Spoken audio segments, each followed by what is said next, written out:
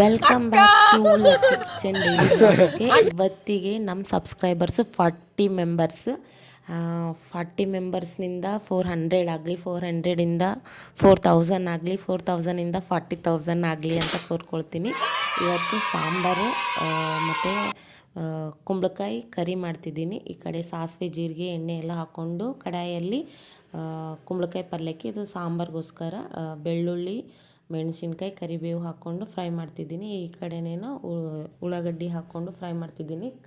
ಕರಿಬೇವು ಹಾಕ್ಕೊಂಡಿದ್ದೀನಿ ಫ್ರೈ ಮಾಡೋಕ್ಕೆ.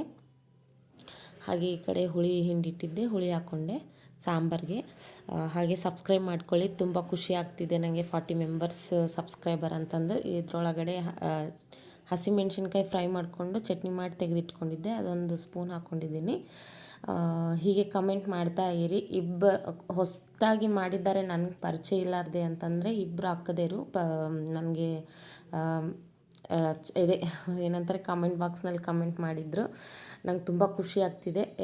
ಏನಕ್ಕಂದರೆ ಇದು ಹೊಸದು ಎಲ್ಲನೂ ನನಗೆ. ಇಲ್ಲಿ ಕುಂಬಳಕಾಯಿ ಫ್ರೈ ಮಾಡೋಕ್ಕೆ ಹಾಕ್ಕೊಂಡಿದ್ದೀನಿ. ಹಾಗೆ ಮಾತಿಗೆ ಬಂದರೆ ತುಂಬ ಖುಷಿ ಆಗ್ತಿದೆ. ಇದರೊಳಗಡೆ ಹಸಿ ಖಾರ ಕಮ್ಮಿ ಇತ್ತು, ಹಾಕ್ಕೊಂಡಿದ್ದೀನಿ. ಹಾಗೆ ಸಾಂಬಾರಿಗೋಸ್ಕರ ಫಸ್ಟ್ ಬೇಳೆ ಎಲ್ಲ ಬೇಯಿಸಿದಿತ್ತು, ಟೊಮಾಟ ಖಾರ ಎಲ್ಲ ಹಾಕ್ಕೊಂಡು ಇದೆಲ್ಲ ಹಾಕ್ಕೊಂಡ್ಬಿಟ್ಟೆ. ಓಕೆ, ನನಗೆ ಮಾತೇ ಬರ್ತಿಲ್ಲ. ಇವತ್ತು ನಾನು ಎಡಿಟಿಂಗ್ ಮಾಡಿದ್ದಿಲ್ಲ. 40 ಮೆಂಬರ್ಸ್ ಸಬ್ಸ್ಕ್ರೈಬರ್ ಆದಮೇಲೆ ನನಗೆ ಏನೋ ಹೇಳ್ಕೊಳ್ಳೋಕ್ಕೆ ಒಂಥರ ಖುಷಿ ಅನ್ನಿಸ್ತಾ ಇದೆ. ಗೊತ್ತಾಗ್ತಿಲ್ಲ ಯಾವ ಥರ ಯಾರಿಗೆ ಫೀಲ್ ಆಗುತ್ತೋ ಇಲ್ವೋ ಗೊತ್ತಿಲ್ಲ. ಅದು ಅಚೀವ್ ಮಾಡಿದವ್ರಿಗೆ ಇಲ್ಲ ಆ ಅನುಭವಿಸೋ ವ್ಯಕ್ತಿಗೇ ಗೊತ್ತು ಈ ಥರ ಎಲ್ಲ ಇಷ್ಟಪಟ್ಟು ಮಾಡ್ತಿದ್ದೀವಿ ಅಂದಾಗ. ನಾನು ಪ್ರತಿಯೊಂದು ನ್ಯಾಚುರಲ್ಲಾಗಿ ಹಾಕ್ತಿದ್ದೀನಿ. ನಾನು ಇದೇ ಹಾಕಬೇಕು ಅದೇ ಹಾಕಬೇಕಂತ ಏನೂ ಇದ್ದಿದ್ದಿಲ್ಲ. ಭಾಳ ಅಂದರೆ ನಂಗೆ 10 ಜನ ಗೊತ್ತಿದ್ದವರು ಸಬ್ಸ್ಕ್ರೈಬರ್ ಇದ್ದಿರ್ಬೋದು. ಅದಕ್ಕಿಂತ ಉಳಿತಿದ್ದ ಜನ ನನಗೆ ಯಾರೂ ಪರಿಚಯ ಇಲ್ಲ. ಆದರೂ ಕೂಡ ನಾನು ಮಾಡ್ತಿದ್ದೀನಿ, ನನ್ನ ವೀಡಿಯೋಗಳು ನೋಡಿ ಕಮೆಂಟ್ ಮಾಡ್ತಿದ್ದಾರೆ ಅಂದ್ರೇ ತುಂಬ ಖುಷಿ ನನಗೆ.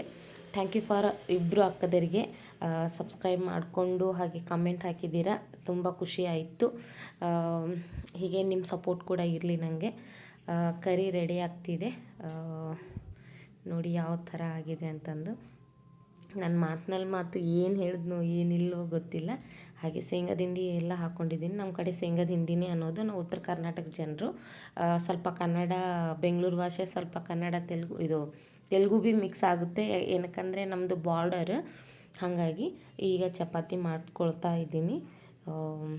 ನಾನು ಹೀಗೆ ರೊಟೀನಾಗಿ ಮಾತಾಡ್ತಾ ವೀಡಿಯೋಸ್ ಮಾಡೋಣ ಅಂತಲೇ ಸ್ಟಾರ್ಟಪ್ ಮಾಡಿದ್ದು.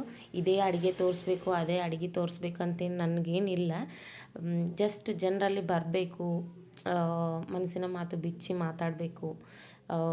ನಮ್ಮ ಥರ 4 ಗೋಡೆ ಮಧ್ಯೆನೇ ಇರೋ ಹೆಣ್ಮಕ್ಳಿಗೆ ನಾವು ಕೂಡ ಒಂದು ಮೋಟಿವೇಶನ್ ಆಗಿ, ಒಂದು ಚಿಕ್ಕ ಮೋಟಿವೇಶನ್ ಆಗಿ ಹೊರಗಡೆ ಬರಬೇಕು. ಅವರು ಕೂಡ 4 ಗೋಡೆದಾಗ ಇರಬಾರ್ದು ಅನ್ನೋ ಒಂದು ಕಾರಣಕ್ಕಾಗಿ ಇಂಥ ಎಲ್ಲ ವೀಡಿಯೋಗಳೆಲ್ಲ ನಾನು ಮಾಡಬೇಕಂತ ಇಷ್ಟಪಟ್ಟು ಮಾಡ್ತಿದ್ದೀನಿ. Thank you so much. ನಂಗೆ ನಂಬೋಕ್ಕಾಗ್ತಿಲ್ಲ 40 ಜನ ಸಬ್ಸ್ಕ್ರೈಬರ್ಸ್ ಆಗಿದ್ದಾರೆ ನಮ್ಮ ಫ್ಯಾಮ್ಲಿಯಲ್ಲಿ. ಏನಕ್ಕಂದರೆ ಎಂಜಾಯ್ಮೆಂಟ್ ಮಾಡ್ತಾ ಒಂದು ಅರ್ನಿಂಗೋಸ್ಕರ ಮಾಡ್ತಿದ್ದೀವಿ ಅನ್ನೋ ಒಂದು ಥಾಟ್ ಬರುತ್ತಲ್ವ, ಆವಾಗ ಆ ಖುಷಿ ತಡ್ಕೊಳಕ್ಕಾಗೋದಿಲ್ಲ. ಯಾಕಂದರೆ ನಾನು 3 ತಿಂಗಳು ಕೆಲ್ಸಕ್ಕೆ ಹೋಗಿದ್ದೆ. 3 ತಿಂಗಳ ನಂತರ ನಾನು ಕೆಲ್ಸಕ್ಕೆ ಹೋಗ್ತಿಲ್ಲ. ಹಾಗಾಗಿ ಸ್ವಲ್ಪ ಮನೆಯಲ್ಲಿ ಪರ್ಸ್ನಲ್ ಪ್ರಾಬ್ಲಮ್ನಿಂದ ನನಗೆ ಹೋಗೋಕ್ಕಾಗ್ತಿಲ್ಲ. ಆಗ ನಾ ಯೂಟ್ಯೂಬ್ ಚಾಲೂ ಮಾಡಬೇಕು ಅಂತ ಜಾಸ್ತಿ ಟೈಮ್ ಹಿಡಿತು. ಫಸ್ಟ್ ಒಂದು ಸರ್ತಿ ಚಾನಲ್ ಇತ್ತು, ನಾನು ನಮ್ಮ ತಂಗಿ ಸ್ಟಾರ್ಟ್ ಮಾಡಿದ್ದೆವು. ಆವಾಗ ವ್ಯೂಸ್ ಬರ್ತಿದ್ದಿಲ್ಲ, ನಮಗೇನು ಗೊತ್ತಾಗ್ತಿದ್ದಿಲ್ಲ. ಅದಾದ ನಂತರ ಈ ಇಯರ್ ಹೊಸ ಫೋನ್ ತೊಗೊಂಡ ನಂತರ ನಮ್ಮ ತಂಗಿ ಚಾನಲ್ ಕ್ರಿಯೇಟ್ ಮಾಡಿಕೊಟ್ಲು. ಅವಳದು ಕೂಡ ಒಂದು ಚಾನಲ್ ಇದೆ. ಅವಳು ವೈಷ್ಣವಿ ವೈಬ್ಸ್ ಅಂತ ಒಂದು ಚಾನಲ್ ಇದೆ. ಅವಳು ಏನಂತಾರೆ ಡ್ರೆಸ್ಸಸ್ಸು, ಬ್ಲೌಸಸ್ಸು ಡಿಫ್ರೆಂಟಾಗಿ ಹೇಗೆ ಎಲ್ಲ ಕಟ್ ಮಾಡಿ ಹೇಗೆ ಮಾಡ್ತಾರೋ ಅದೆಲ್ಲ ವೀಡಿಯೋಗಳು ಮಾಡ್ತಾಳೆ. ಹಾಗೆ ನನ್ನ ಚಾನಲ್ ಸಬ್ಸ್ಕ್ರೈಬ್ ಮಾಡಿ. ಧನ್ಯವಾದ.